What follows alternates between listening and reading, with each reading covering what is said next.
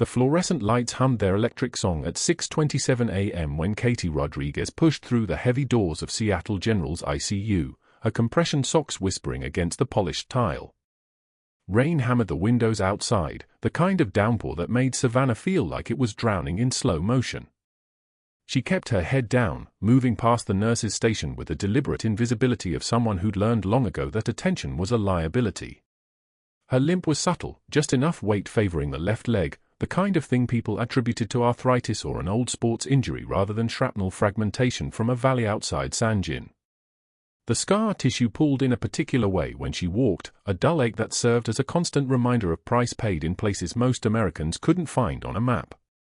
She'd worn compression socks for 4 months straight to manage the swelling, and now it was habit, invisible armor under her scrubs. The ICU smelled like antiseptic and floor wax and something underneath that, something like copper mixed with the faint chemical sweetness of morphine drips.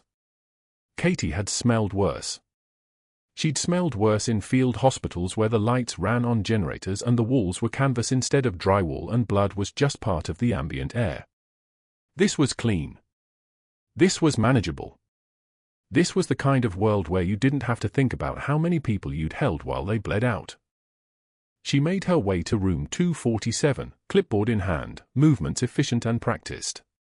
The chart said Major Marcus Hale, Green Beret, admitted 3 weeks ago with acute trauma to the thoracic cavity, partial lung collapse, fragmentation wounds consistent with IED exposure in Helmand Province. The name hit her like a physical thing, something between a punch and a prayer. Marcus Hale had commanded her son's unit. 3rd Battalion, 3rd Special Forces Group. Daniel Rodriguez had been a junior enlisted medic, 23 years old, the kind of kid who wanted to save lives so badly that he'd walk toward explosions instead of away from them. When the IED detonated in the Jolin district for months ago, Marcus Hale had carried Daniel's body out under fire. She'd read the after-action report, the official military summary that said her son had died instantly, no suffering, quick and clean. She'd read it 47 times. Each reading had changed nothing. Katie stood in the doorway of room 247 and looked at the man in the bed, still sedated, tubes running from his nose and arm, his chest wrapped in surgical dressing. His face was weathered in the way of someone who'd spent a decade in places where the sun burned differently, where the air tasted like dust and diesel. His hands were scarred, calloused, the hands of a man who'd built things and broken things and held other men's lives in his palms. The hands of a man who'd tried to save her son. She moved to his bedside and began the morning vitals check with practiced precision. BP 118/76. Heart rate steady at 72. O2 sat holding at 96% on supplemental oxygen. The numbers were good. Recovery trajectory was clean. 3 more weeks and he'd transfer to regular floor. 6 weeks after that and he'd probably walk out of this hospital and return to whatever command waiting for him somewhere in the continental United States. Her hands were steady as she adjusted the foredrip, but beneath her nitrile gloves, her fingers were trembling, not from fear, not from emotion, but from the kind of deep cellular recognition that came from standing inches away from a ghost. This man had died in the same explosion that killed her son. According to the initial casualty report, his chances had been lower than Daniel's. The fact that he was here, breathing, heart beating, was the kind of miracle that made Katie believe in nothing and everything simultaneously. She reached inside her jacket and felt the patch there, 2nd Battalion, 3rd Special Forces Group, faded from 23 years of operations, sewn into the lining so carefully that no one would ever notice it unless they were looking. The patch had belonged to her father. Then to her brother. Then to her. Now it was the closest thing she had to a name tag that told the truth. "Steady vitals, Major," she said quietly, knowing he couldn't hear her. "You're doing good. Real good."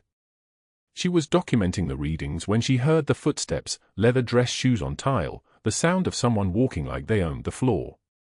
Dr. Mercer appeared at the station 6 minutes later, tablet in hand, his white coat pristine in a way that suggested he didn't actually work in the hospital so much as move through it like an actor on a stage. He was 54, divorced 3 times, son of a federal judge, the kind of man whose confidence was inherited rather than earned. Katie had researched him because that's what you did when you were an embedded operative, you researched everyone. Morning rounds in 5 minutes, Mercer announced to the nurse's station, his voice carrying the particular timbre of someone accustomed to being listened to. Let's keep it efficient. I have a 9 o'clock with administration. Katie didn't look up from her charting. Looking up required acknowledgement. An acknowledgement was how you became visible.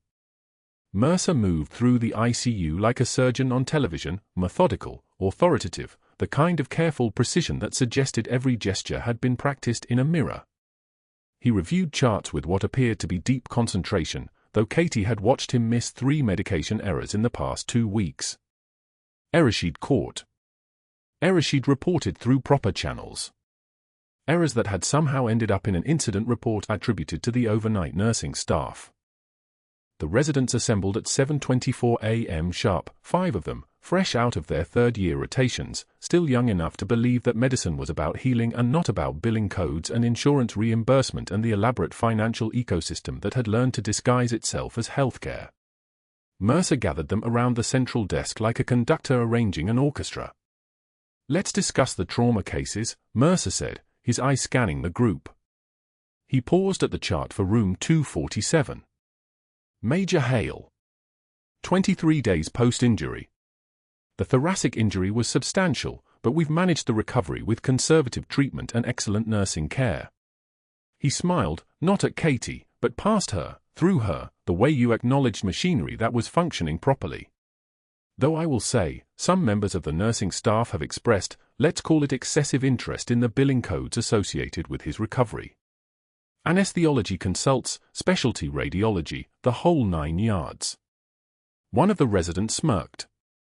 Katie heard it in the quality of the silence that followed, the kind of silence where people were calculating how much to laugh so as not to seem cruel but enough to demonstrate loyalty to the hierarchy. It's important to remember, Mercer continued, adjusting his glasses with the air of someone settling in for a performance, that nursing staff who ask too many questions about billing procedures often find themselves questioning the wrong things. Like whether they're really qualified to be in a teaching hospital. He turned a page on his tablet. Sometimes a junior nurse with a couple of certifications can mistake curiosity for expertise. We all know where that leads. Katie's hands were steady as she finished her charting. Her jaw was a single muscle, taut and controlled, but her breathing was even and measured. She'd been insulted by men with more authority and less grace. She'd been questioned in interrogation rooms. She'd been held at gunpoint. This was a man in a white coat using innuendo and condescension as tools because those were the only weapons available in an ICU. She didn't look up. She didn't respond. She filed the insult away in the same mental archive where she kept every other piece of intelligence that might matter later. The phantom anesthesiology consult on the unconscious patient in 4B, one of the younger residents said, nervously, that was flagged in the system. Should we be concerned about? Not our department, Mercer said, the dismissal sharp and final. That's an administrative matter. We focus on patient care and recovery protocols. If someone wants to file unnecessary paperwork, that's their burden. He turned to Katie directly, finally, his eyes meeting hers for just long enough to establish hierarchy. Wouldn't you agree, Rodriguez? Katie looked at him with the flat, steady stare of someone who'd been trained to read violence in the human face and had decided this wasn't it. This was just noise. This was just a man defending his territory against perceived threats. The Major's vitals are stable, she said quietly. He's tracking well for discharge in 3 weeks. Good. That's what we like to hear. Mercer turned back to his residents. Let's move to the next case. Rodriguez, make sure the sedation schedule is properly documented. We want to be very careful about documentation. Very careful indeed. He moved toward the next patient room, his residents trailing behind him like small fish behind a predator. Katie returned to her chart, but her fingers paused at the keyboard. She'd reviewed the billing records on the patient in 4B, a 78-year-old woman with a triple bypass who'd been unconscious for the entire 3rd day of her recovery. The anesthesiology consult that had been billed to her insurance was for a procedure that hadn't happened, ordered by a specialist who'd never set foot in the hospital. It was the third phantom consult in 4 weeks. It was $200,000 in fraudulent billing spread across 3 patients, all coordinated through Mercer's office, all signed off by Mercer's authorized specialists. That wasn't Katie's problem to solve. Not yet. Not until the investigation cleared her to move, until the Pentagon representatives and the federal auditors and the healthcare fraud task force that had been assembling her dossier for 6 months gave her the green light to act. For now, she was just a nurse with a limp and a tragedy in her personnel file who asked too many questions about things that were none of her business. She pulled up the morning medication schedule and began preparing the dispensing carts with the kind of meticulous precision that would have made a pharmacist weep. Each dose measured exactly. Each label verified twice.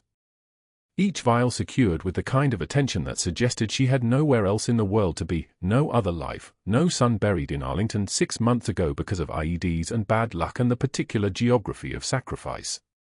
The rain continued outside the windows, and somewhere in the background, Katie heard a monitor alarming softly in another patient's room, not a crisis, just a reminder that in hospitals, bodies were always failing in small increments, and it took relentless attention to keep them from failing all at once. She had time. The investigation would move at its own pace.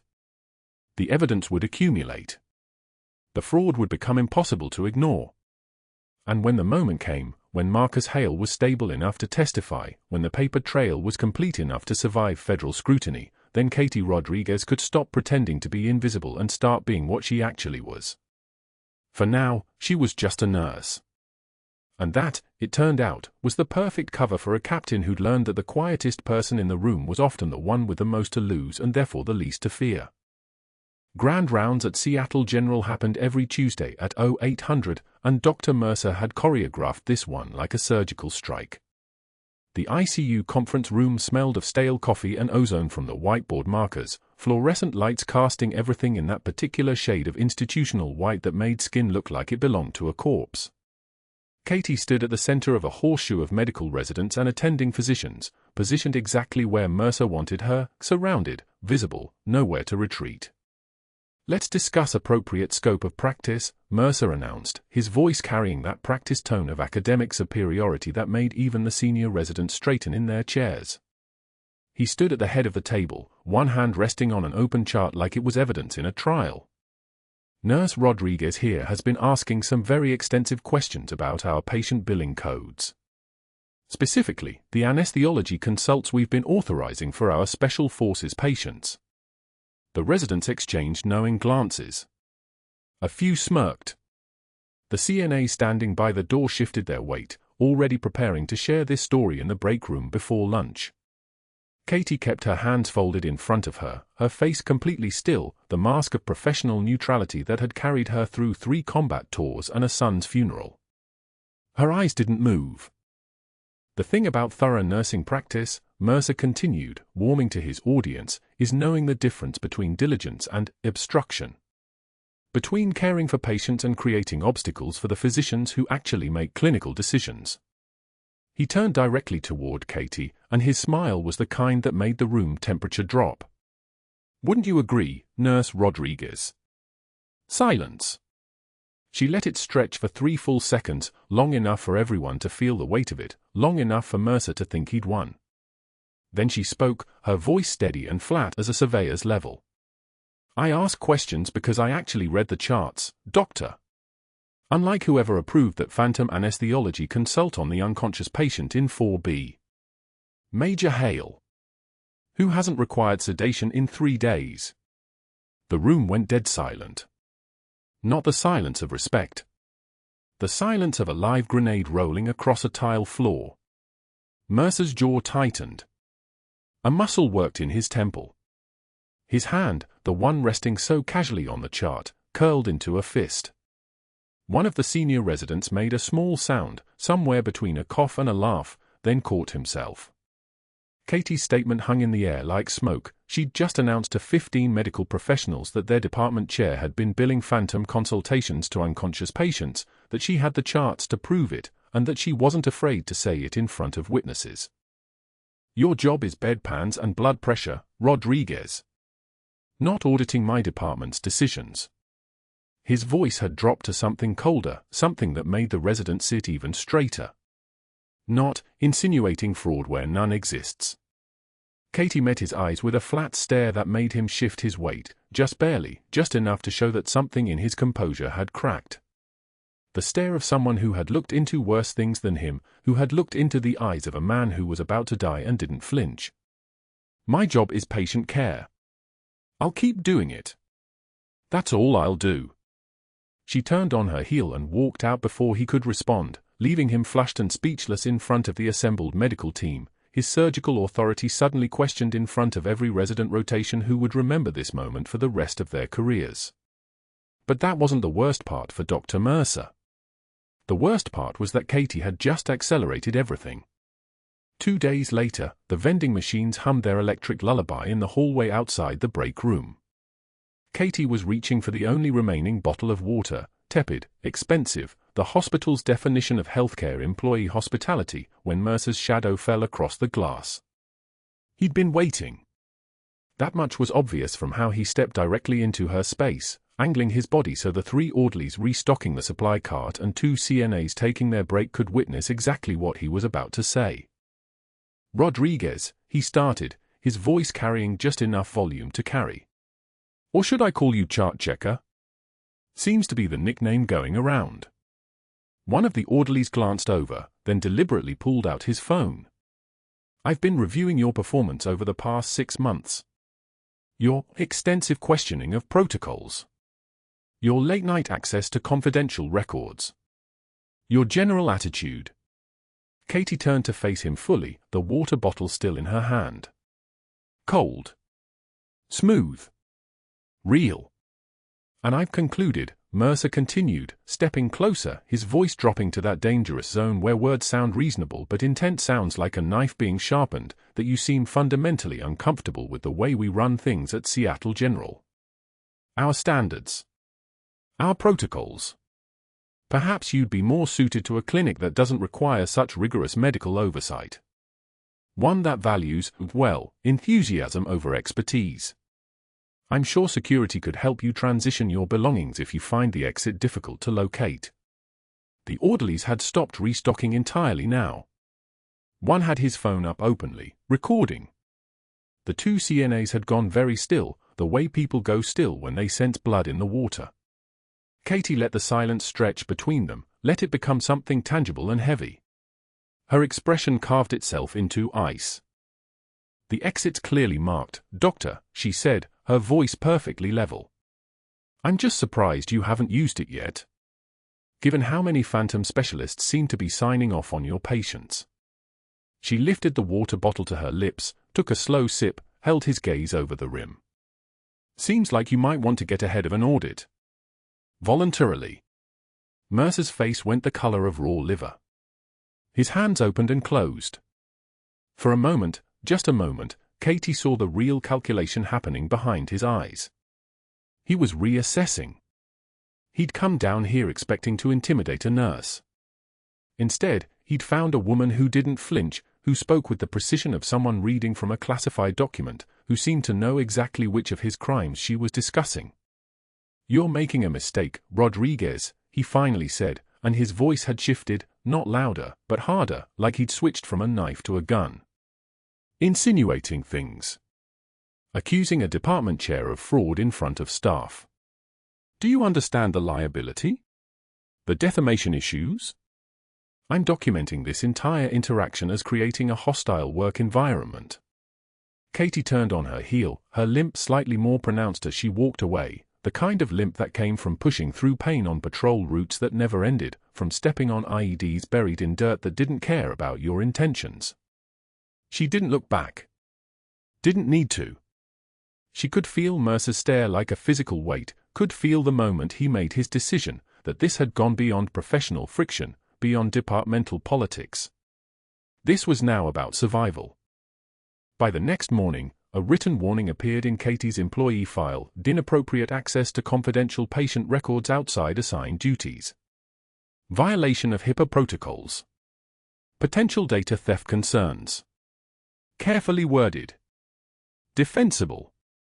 The kind of violation that looked reasonable to an HR review board, especially when paired with the follow-up that came 72 hours later.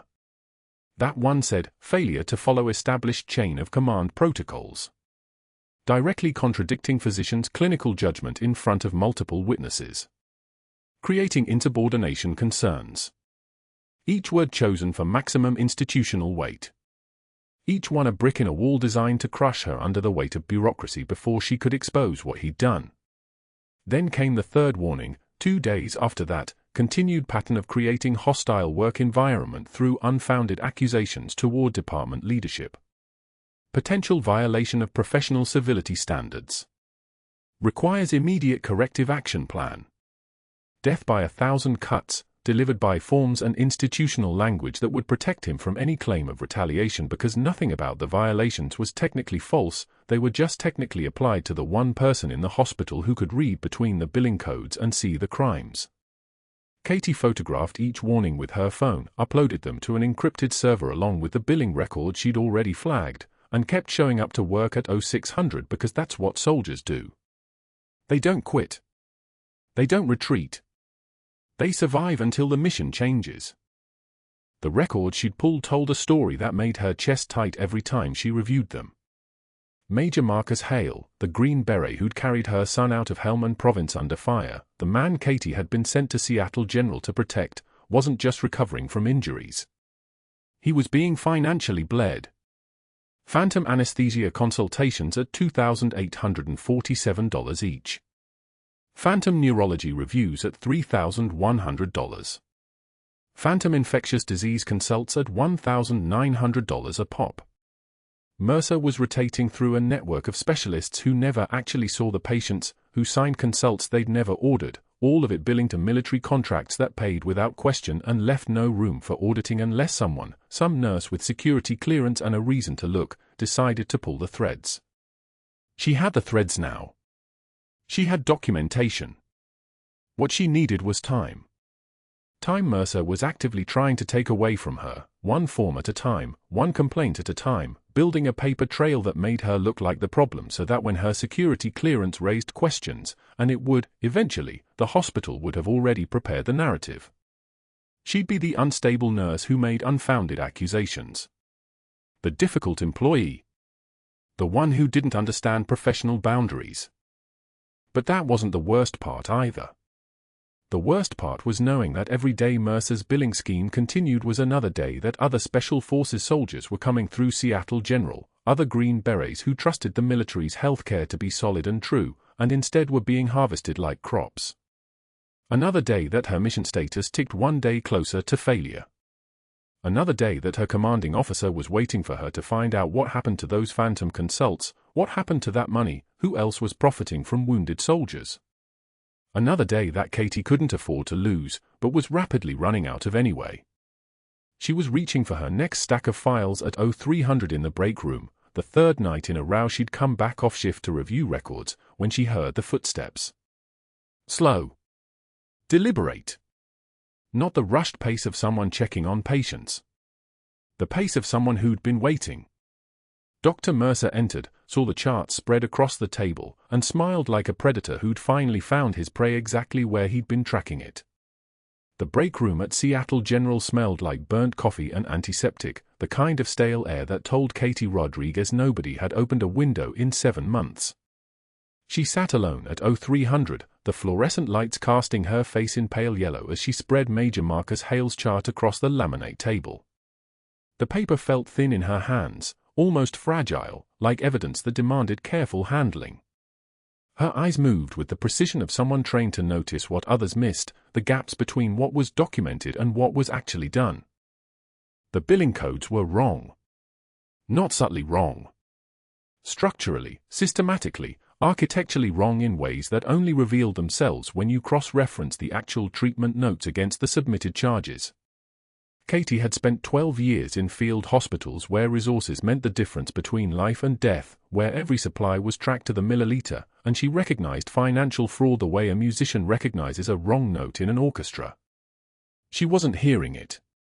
She was seeing it written across pages in black and white.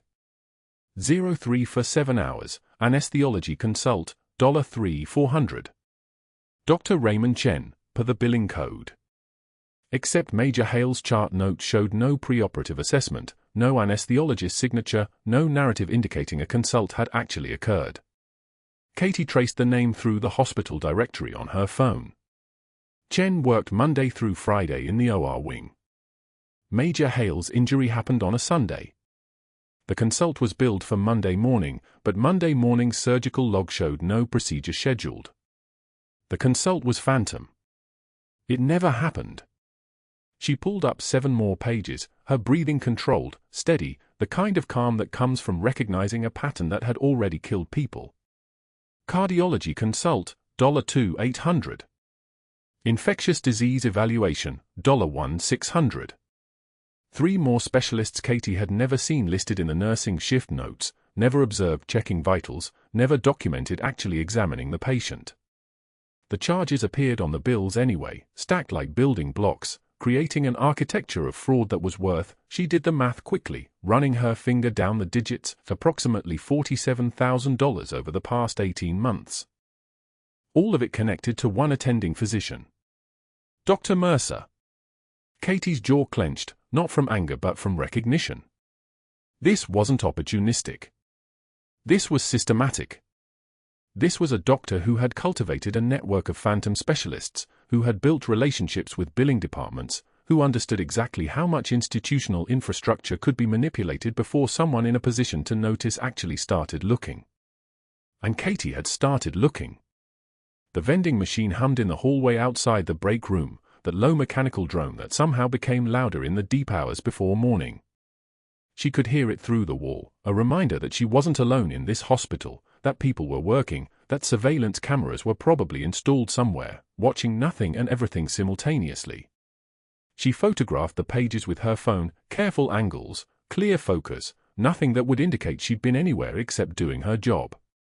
The images uploaded to a secure Pentagon server within minutes, encrypted through 3 layers of classification protocols that operated on networks nobody in civilian hospitals knew existed. She deleted the messages, then deleted the deletion history. But that wasn't the worst part.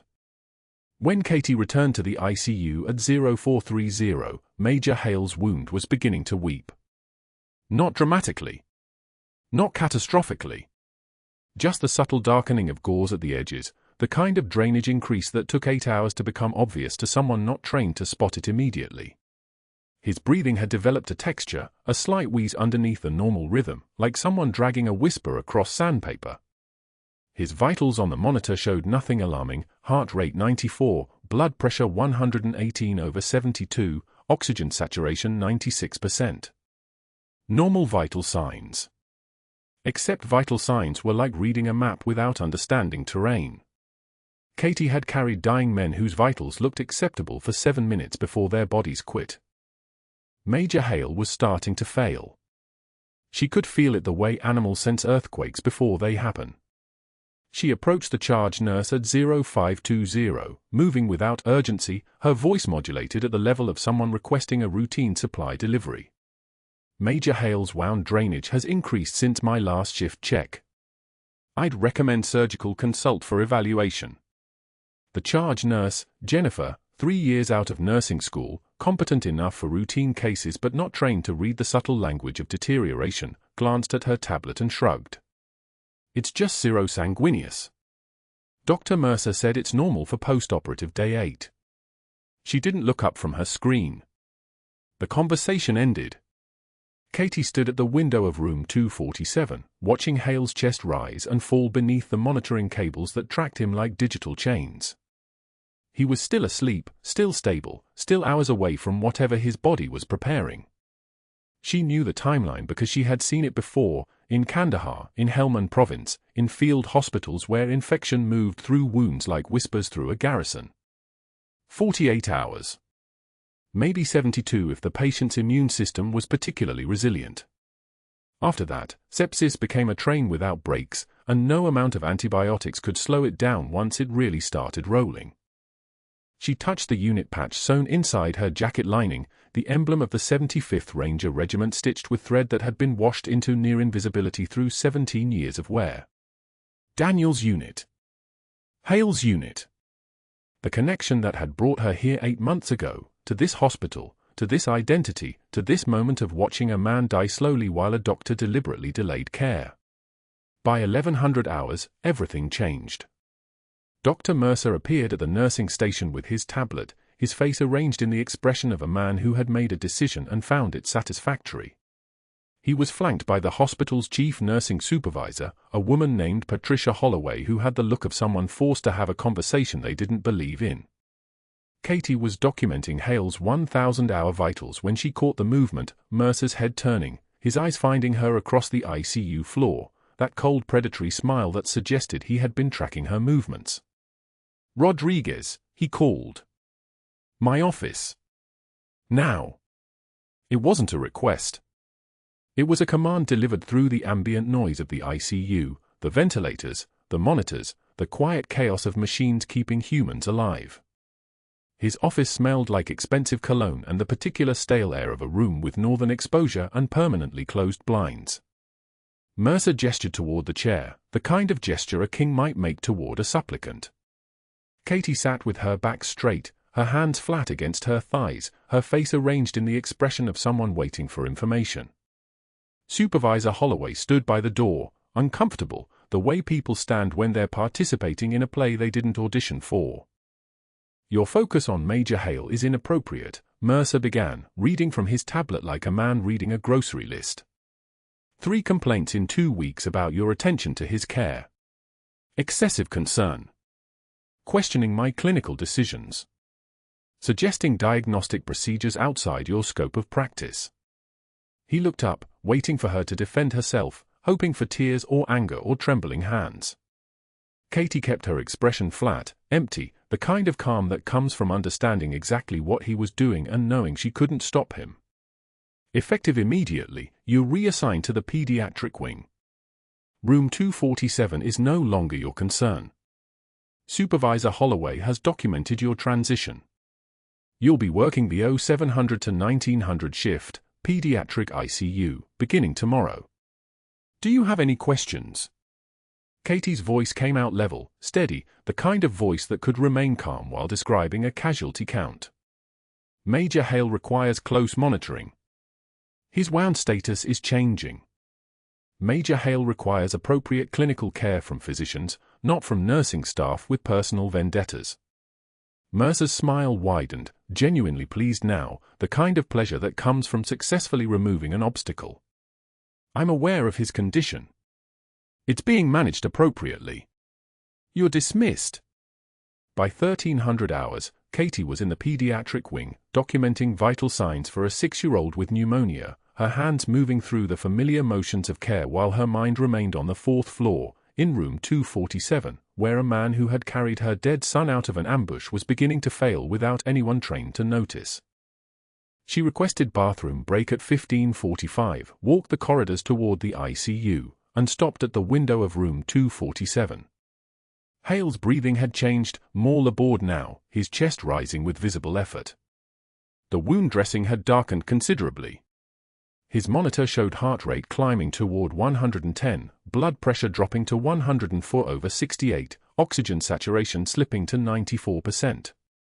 The subtle cascade of deterioration was accelerating into something more ominous. A young nurse, new, rotating through ICU, probably 6 months into her career, changed Hale's dressing at 1600.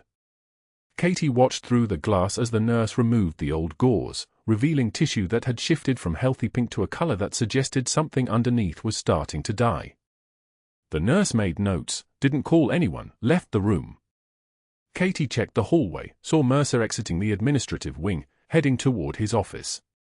She approached the charge nurse desk, her voice kept low, professional, non-confrontational. "The patient in 247 is showing signs of early infection. His wound looks angry. Temperatures probably started climbing. He needs surgical consult before this cascades." The charge nurse consulted her tablet again. "Dr. Mercer has him scheduled for routine dressing change tomorrow. Your access to that patient has been revoked, Rodriguez. Please return to your assigned unit." Katie stood outside room 247, watching through the window as Hale's body began to betray him. His breathing had become labored, each inhalation dragging like it cost something to pull air into his lungs. The machine beside his bed beeped its steady rhythm, documenting vitals that were starting to suggest a story nobody was paying attention to.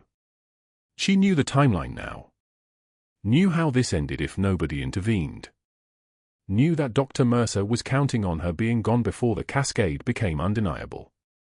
She pulled out her phone at 1847, encrypted connection, classified network, voice carefully modulated despite the trembling she absolutely would not permit in her hands. 3 text messages, patient critical. Cover may be blown. Requesting immediate extraction authorization. The response came back in 5 minutes, routed through servers that probably didn't officially exist, negative. Mission critical. Maintain cover. Do not compromise investigation. Katie deleted the messages, then deleted the deletion history, then stood in the hallway outside room 247 and watched a green beret begin to die while she waited for permission to save him.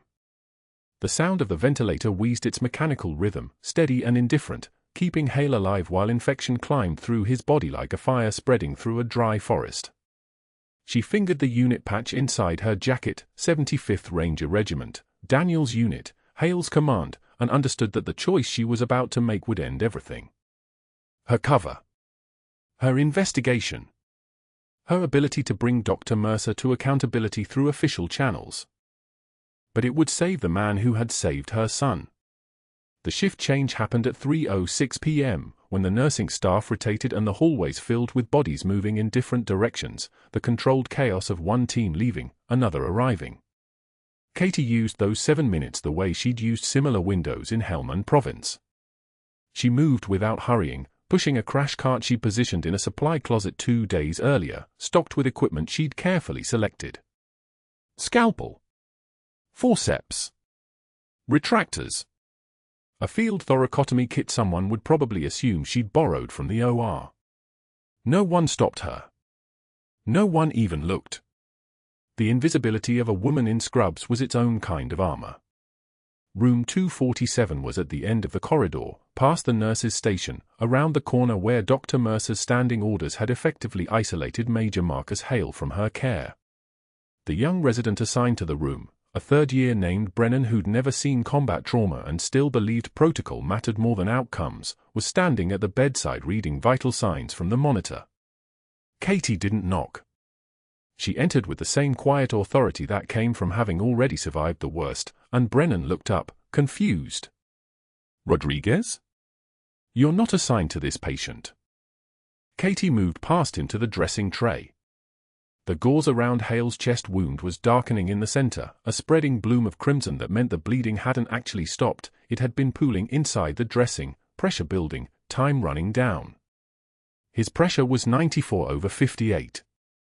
His heart rate was 132 and climbing. His oxygen saturation was 89% and falling. Pain is data. Data told her that in maybe 4 minutes, his chest wall was going to rupture like an overpressurized vessel, and Hale would bleed out in front of them all while Mercer was probably still in some meeting congratulating himself on removing her from the case. She lifted the dressing. The wound had opened along a 3-centimeter line where the sutures had given way, and underneath, dark blood was collecting in the thoracic cavity like water behind a failing dam. 1 more heartbeat. 2. Then the dam broke. Hale's chest heaved. Blood geysered across the sterile field, pouring down his ribs, pooling across the mattress in a liquid catastrophe that told her the thoracic bleed was massive and immediate. His pressure plummeted. His monitor screamed. Brennan made a sound that wasn't quite a word and stepped backward, his hands coming up uselessly. Freeze the room, Katie said. It wasn't a request. It was the voice that had emerged in Helmand Province under mortar fire, the one that made people listen instead of panic. Nobody moves. Nobody calls for help. Brennan, hand me the scalpel from that crash cart. Now. I can't let you, we have to call the surgical team. The surgical team is 8 minutes out on a good day. He has 90 seconds. She grabbed the scalpel herself, pulling the sterile wrapper with teeth and feel rather than sight, her hands already moving through the muscle memory of a procedure she'd learned when the only operating theater was a warehouse with a generator running on diesel fumes. You call for help. I save his life. We move simultaneously or he dies while we wait for someone to tell us we're authorized to keep him breathing. Brennan's hand trembled as he reached for the phone, but Katie was already moving. She positioned herself at Hale's left anterior chest wall, fifth intercostal space, mid-clavicular line, the anatomical landmark burned into her memory from 17 years in emergency medicine and 3 years of combat surgical rotations that never made it onto her civilian resume. She felt for the landmark with her fingers, found the space between the ribs, positioned the blade. The antiseptic smell of the room shifted to something else, the copper-sharp scent of exposed tissue and blood, which meant the wound was already beginning to exsanguinate faster than the body could compensate. The incision was 4 inches, lateral to medial, controlled and precise. The muscles beneath parted like tissue paper. Hale's ribs were there, solid and unyielding, and Katie angled the blade between them with the kind of gentle violence that took practice. The pleural space opened. Blood poured out, dark venous blood mixed with brighter arterial, which meant the rupture involved both chambers. She reached into the cavity with her left hand, feeling for the source of the bleed the way a surgeon feels for truth beneath skin and fascia, her fingers reading the damage like braille. There. The cardiac wall. A laceration maybe 2 centimeters long in the left ventricle, bleeding with each contraction, pressure dropping with each beat. Her right hand moved without conscious thought, grabbing the surgical forceps from the cart, positioning the jaws around the bleeding vessel, and clamping. The hiss of air escaping, that single-focused exhalation that meant the bleed was controlled, the hemorrhage contained, the patient's life no longer draining onto a hospital mattress. Hale's pressure stabilized. 68/42. Still critically low, still requiring aggressive fluid resuscitation and probably a transfusion protocol, but stable. His heart rate began to drop from its frantic 158 down toward something survivable. His oxygen saturation climbed. 87, 89. 91, the monitor steadied into something that resembled rhythm instead of panic. The surgical team arrived exactly 93 seconds after Katie made her first incision. They came through the door in a controlled emergency, the attending surgeon named Walsh already calling orders, and then he saw Katie with her hand inside Hale's chest cavity and stopped. She met his eyes. Thoracic bleed. Laceration of the left ventricle. Clamped and controlled. He's been stable for 1 minute 12 seconds. He's ready for the OR. She said it the way she'd said similar reports 1,000 times before, the way a soldier reports to a commanding officer, brief, accurate, complete. Walsh moved immediately, taking over the field, his surgical team flowing in around her like water finding its path. Katie stepped back, her hands falling away, the procedure complete.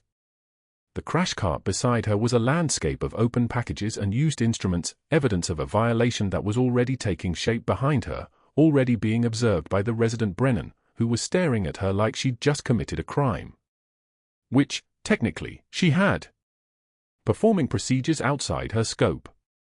Operating on a patient she'd been explicitly forbidden to care for. Performing emergency intervention without physician authorization. She was still processing her next move when she heard the footsteps in the corridor. Unhurried. Deliberate. The footsteps of a man who'd been waiting for exactly this moment. Dr. Mercer entered with hospital security flanking him like apostles, and he was holding a tablet, a slim black device that Katie recognized immediately as her professional obituary. He didn't look at Hale. He didn't look at the surgical team now working frantically to prepare the patient for transport. He looked at Katie, and his expression carried the satisfied certainty of a man whose trap had finally sprung. Step away from that patient, Rodriguez. Now. She stepped away. Her hands were covered in blood. The operating space she'd created was raw and exposed and unmistakably the result of interventions that were so far outside her scope of practice that they'd need their own terminology to properly describe the violation. She said nothing. She didn't defend. She didn't explain. She simply waited. Mercer scrolled through his tablet with the theatrical precision of a prosecutor at closing argument. Performing invasive procedures without physician authorization. Exceeding scope of practice for a registered nurse by performing what amounts to emergency surgery. Insubordination, direct violation of my standing orders to keep you off this patient. Violating patient privacy by accessing room 247 despite being removed from his care rotation. Failure to follow established protocol by attempting to manage a critical situation without physician oversight. He paused, allowing each violation to settle in the room like sediment in water. Additionally, misuse of hospital equipment and supplies without authorization, creating unauthorized medical records through unlogged interventions, and reckless endangerment through interference with established physician judgment. One of the security officers stepped forward, an older man with kind eyes who looked like he'd rather be anywhere else. Badge. Now, please. Katie reached into her scrubs. The badge was there, small and laminated, her photo on the front and a barcode on the back that opened every door in this hospital. She held it out without looking at Mercer, and the security officer took it with something that might have been sympathy. The second security officer was already holding open a bag for her possessions. They were professional about it. That was almost worse than if they'd been cruel. You're terminated effective immediately, Mercer said, still reading from his tablet like he was reading her last rites. Building access revoked. No re-entry without explicit written authorization from the Chief of Staff. You will be escorted to the exit. Personal items will be forwarded to your home address. You have no right to contact patients or staff regarding your employment status. Katie met his eyes one final time. The same flat stare she'd given him at the vending machines, the same composure that had infuriated him then because it meant she wasn't breaking, wasn't crying, wasn't giving him the satisfaction of having destroyed her. But she couldn't defend herself. Couldn't tell him that Major Marcus Hale was alive because she'd broken his rules. Couldn't explain that she'd been conducting a federal investigation into his crimes for 6 months and that every protocol violation she'd committed was documented and authorized by the Department of Defense. Couldn't tell him that the Pentagon already knew everything he'd done, that the conspiracy was larger than he understood, that his career was already over even if he didn't know it yet. She simply handed over the badge and let security walk her past the nurses' station where every colleague she'd worked with for 6 months suddenly became very interested in their charts. No one made eye contact. No one said goodbye. The invisibility that had protected her moving through the hospital with a crash cart became a different kind of invisibility, the isolation of someone who'd broken the rules so dramatically that proximity to her had become professionally dangerous. The bus stop was 2 blocks away, at the corner of Victory and 6th, where the rain had been falling steadily for the past 3 hours. Katie stood under the shelter with a cardboard box balanced on her hip, staring at the contents like they were artifacts from another woman's life. The NASA mug Daniel had given her for her 38th birthday, cracked along the handle but still functional. A faded unit patch from 3rd Battalion, 5th Marines, her son's unit, sewn into the lining of her jacket so carefully that no one could see it unless they knew to look. The half-dead succulent she'd kept on her locker, somehow still clinging to life despite receiving water maybe once every 3 weeks. And the photograph, worn at the corners, of Daniel in desert camouflage standing in front of the Kandahar airfield, his arm around Major Marcus Hale, both of them grinning like they'd just survived something that would have killed lesser men. They had. Daniel hadn't survived the next one. She'd been assigned to Seattle General to observe Hale, to watch him recover, to gather evidence that would eventually lead to prosecutions of the men who'd profited from the wars that had consumed her son's life. 6 months undercover. 6 months of swallowing insults, of accepting dismissal, of remaining invisible while Dr. Mercer built his case against her. All of it to protect an investigation that was supposed to outlast her employment, that was supposed to be airtight and unassailable. She'd just destroyed all of it by saving a life. The rain hammered the bus shelter like applause. Katie stood in civilian clothes with a cardboard box of her son's memory and her commander's career in her hands, and she knew that when she called her CO, when she told him what had happened, when she explained that the cover was blown and the investigation was compromised, the first thing he would ask wasn't whether she'd saved the patient. He would ask whether she'd followed orders. She pulled out her phone, its classified Pentagon encryption built into a civilian Samsung case, and waited for the bus that would take her to the motel where she'd been living for the past 6 months. The same motel. The same room. The same rain that fell on Savannah the way it fell on everywhere else, indifferent to the secrets people carried or the lives they destroyed trying to keep them. 3 days passed like a held breath. Katie sat in her apartment above the Vietnamese restaurant on Bull Street, staring at the unit patch sewn inside her jacket lining, the cloth faded to the color of old sand. She'd packed it carefully that first night after the firing, after the rain, after the bus stop. Daniel's patch. His unit. The thing she'd carried through 6 months of charts and billing codes and systematic fraud documentation, waiting for someone in authority to actually care. Her phone hadn't rung. Her commanding officer's orders hadn't come through. Nothing but the weight of mission incomplete, of a Green Beret commander breathing because of her hands and a job she couldn't finish because the job had already cost her everything. Then the call came at 7:43 a.m. on a Wednesday, and it wasn't from her commanding officer. Ms. Rodriguez. The voice was clipped, professional, with the cadence of someone used to being obeyed. This is Richard Chen, Chief Compliance Officer, Seattle General. I need to meet with you. Today. It's urgent. Katie said nothing. 3 seconds of silence stretched across the line like wire. We've been conducting a routine background audit for Joint Commission certification, Chen continued, and his tone had shifted, no longer professional, now careful, like he was handling something that could explode. During the standard credential verification process, our system flagged an anomaly in the termination records. You have a classified security clearance requiring Pentagon-level authorization. Multiple background checks show active top-secret SCI access. Ms. Rodriguez, nobody here knew that before we let you go. The apartment smelled like lemongrass from the restaurant below, mixing with the stale coffee Katie had stopped drinking 3 days ago. The unit patch lay on the kitchen table, catching the morning light through the window that overlooked Broughton Street. She could see the hospital from here, its brick facade and the emergency bay entrance, the place that had become both her mission and her undoing. I need to understand something, Chen said. We're reviewing the employee who performed an emergency thoracotomy in our ICU. That's a surgical procedure that requires a trauma surgeon, Katie said quietly. And a patient losing blood faster than the OR could get sterile. I did what needed doing. The silence this time came from Chen's end. When he spoke again, his voice had dropped an octave. Captain. That's what you are, isn't it? Not just Ms. Rodriguez, the terminated nurse. Captain.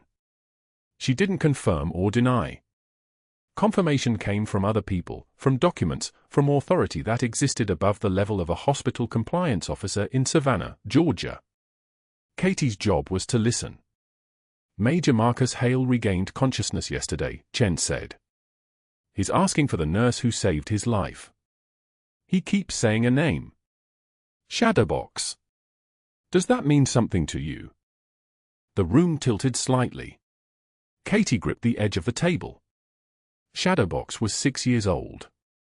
Shadowbox was a call sign earned in Kandahar, given in a command tent after a night operation that left 2 villages safe and Katie's hand steady despite the trembling she couldn't let anyone see.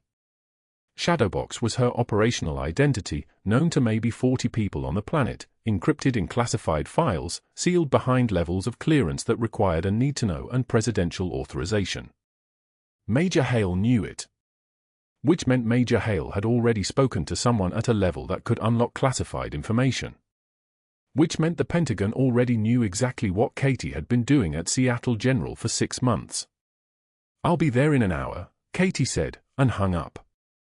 The drive took 17 minutes. She wore civilian clothes, jeans, a grey sweater, nothing that suggested what she was.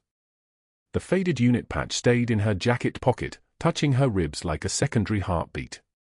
Seattle General's main entrance was exactly as she'd left it, the same glass doors, the same potted plants wilting in the October heat, but the air pressure had changed. She could feel it the way you feel a thunderstorm building miles away, the atmospheric shift that comes before everything breaks open. Richard Chen met her in his office on the third floor. He was younger than his voice suggested, maybe 50, with the careful posture of someone who'd spent his life navigating institutional politics. He didn't stand when she entered. Smart. He'd already figured out that standing would be the wrong choice.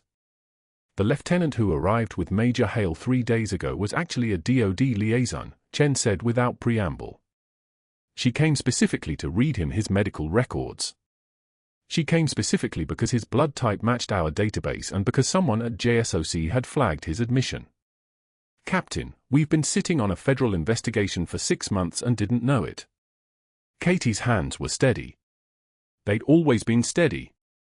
That was the part of her training that never wore off, the part that made her a nurse and a soldier in equal measure, the understanding that your hands exist separate from your emotions.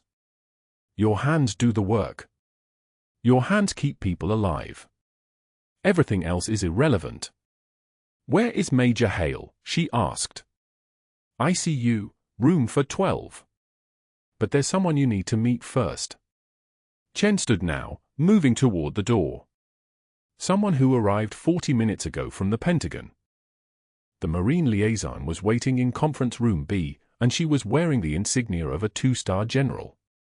She stood when Katie entered, and that standing wasn't protocol or courtesy, that standing was a salute. That standing was authority meeting equal authority in a room with no witnesses except a compliance officer who suddenly understood he was watching something far above his clearance level. Captain Rodriguez. The general's voice was granite with precision. I'm General Sarah Vance, DoD Office of Inspector General. I've been overseeing the investigation into healthcare fraud at Seattle General for the past 6 months. I'm here to officially recognize your service and to inform you that your cover has been compromised. Your operational status is transitioning from undercover to official consultation. A Pentagon representative stood to the general's left, holding a leather folder that probably contained more classified information than Katie had seen in her entire career outside of operational briefings. He extended it toward her without speaking. Inside were photographs, billing codes, cross-referenced spreadsheets. 6 months of Katie's meticulous documentation, photographed from her handwritten notes, compiled into a federal indictment that named Dr. Marcus Mercer as the primary architect of a healthcare fraud scheme worth approximately $847,000. The spreadsheet showed phantom anesthesiology consultants, fake surgical supplies, inflated imaging charges, every fraudulent line item tied to specific patients, specific cases, specific opportunities to bill the military for services never rendered. We have 47 leads, Vance said. Mercer wasn't working alone. But the foundation of our case, the documentation we can actually prove in court, that's you. 6 months of charts reviewed. 6 months of codes flagged. 6 months of you asking the questions that nobody else bothered to ask. Katie didn't look up from the spreadsheets. Her hands turned the pages with the same steadiness they'd used to clamp a bleeder 3 days ago, to hold a knife in the absence of surgical instruments, to save a man's life while her career was exploding around her. Dr. Mercer filed 14 complaints against you in 6 months, the Pentagon representative said quietly. All of them fabricated. All of them designed to build enough of a paper trail to justify your termination before your investigation reached critical mass. He knew something was happening. He just didn't know what. Katie closed the folder. I want to see Major Hale. They walked together, the general, the representative, Katie, and Richard Chen trailing behind like a man watching an event he couldn't comprehend. The ICU smelled like antiseptic and the stale air of machines breathing for people. Room for 12 was at the end of the corridor, and through the window Katie could see Marcus Hale sitting upright in bed, his chest wrapped in fresh bandages, his eyes tracking the monitors with the precision of someone trained to assess critical information at a glance. He saw Katie first, before the general, before the representative, before Chen. His eyes locked onto hers, and they held for a long moment, the kind of moment that doesn't need words, that exists only between people who've survived things. Then he nodded, a single sharp movement of his head, and raised his right hand in salute despite the full line in his wrist and the bandaging that restricted his movement. She didn't salute back. Not yet. Not in front of civilians. But her chin lifted, and her eyes held his, and she said, "Welcome back to the world, sir." "Daniel's mother," he said, and his voice broke like stone finally splitting. "I told your son I'd get home. I meant to tell you that in person. I meant to say it to his face. But then I got here and I saw you and I knew what you were doing. I knew because he told me about you. He told me his mother was the kind of person who walks toward the fire." Katie's hands were very steady. They remained very steady. That's when the doors burst open and Dr. Marcus Mercer stumbled through them in a state of confusion, clearly having been escorted up from his office by hospital security. He was wearing his white coat, carrying his tablet, completely unprepared for the sight of a two-star general standing at attention in his patient's hospital room. Mercer's face cycled through emotions like a broken slide projector, confusion, then anger, then dawning horror as he recognized what was happening. His eyes found Katie, and the calculus shifted in his expression. He understood, in that moment, that the terminated nurse was not a failure in his campaign. The terminated nurse was the reason every federal agency in 3 states was about to come through his office doors with warrants. The Pentagon representative handed the general an envelope. The general turned to face Mercer directly. "Dr. Marcus Mercer, I'm General Sarah Vance, DoD Office of Inspector General. This is a federal warrant for the seizure of all financial records, patient files, and electronic communications related to billing irregularities under your supervision. You are advised that anything you say can and will be used against you in federal court. You have the right to remain silent. You have the right to an attorney." The color drained from Mercer's face like someone had opened a valve. His tablet hit the floor. His hand reached for the doorframe as if the room was tilting, as if gravity itself had reversed. Katie held his gaze for exactly 3 seconds, the same flat stare she'd given him at the vending machines, the same eyes that had watched him try to destroy her for 6 months. This time, she smiled, not a smile of victory or triumph, but the kind of smile a soldier gives when a mission achieves its objective. Simple. Clean. Complete. Then the room filled with federal agents in dark windbreakers, and the doors locked behind them, and the sound of Mercer's voice rose in panic as men in suits began reading him his rights. But that wasn't the worst part for him. The worst part came when his medical school mentor, Dr. Raymond Voss, released a public statement within 24 hours. Voss had trained Mercer during his residency. Voss had written his letter of recommendation. Voss had spent 30 years teaching medical ethics in the Navy, and he released a statement that was picked up by national news before the sun set. "I taught Marcus Mercer that medicine is service. That nurses are partners. That integrity comes before ego." The man in the video of the vending machine confrontation, the man telling a nurse that security could help transition her belongings if she found the exit difficult, that man has betrayed everything I tried to teach him. I am formally requesting the medical board review every case he has touched, and I disavow him as my student. The video had gone viral by evening. A nurse at Seattle General, catching Mercer's humiliation on a phone camera, shared it on social media. Chart Checker became a rallying cry across nursing platforms nationwide. Thousands of nurses shared their own stories of physician bullying, of being dismissed, of having their clinical judgment ignored by doctors more concerned with ego than patient safety. Mercer's face became synonymous with everything wrong with medical hierarchies. His name appeared in headlines. His colleague list emptied. His wife moved out of their home. The hospital removed his photo from the residency wall, a symbolic erasure that felt, to Mercer, like having his name carved off a tombstone. Within 1 week, Seattle General's board announced his termination and the launch of an independent review into every case he had touched over 9 years. His medical license was suspended pending investigation. His assets were frozen under federal fraud statutes. Professional colleagues he'd known for 2 decades stopped returning his calls. 3 months later, Katie stood in her dress uniform outside Seattle General's rebuilt ICU wing, consulting with Major Marcus Hale on updated medical protocols. They reviewed oversight structures, nursing empowerment policies, systems designed to prevent exactly what had happened, a physician using institutional authority to cover financial crimes, using his position to silence the people trained to catch him. "Your son saved my life twice," Hale said quietly, watching Katie make notes on the protocol reform. "Once in Helmand when he threw himself on shrapnel meant for me. Once here when his mother refused to let me die in a bureaucrat's cover-up." Katie's pen didn't pause. "Daniel always said you don't leave men behind." "Neither do I." They walked toward the parking lot, passing the chain-link fence that bordered the medical supply loading area. Katie glanced through the fence and saw him immediately. Dr. Marcus Mercer, wearing a polo shirt marked Med Supply Direct, unloading boxes of bandages from a van. His medical career had been reduced to warehouse logistics while awaiting trial.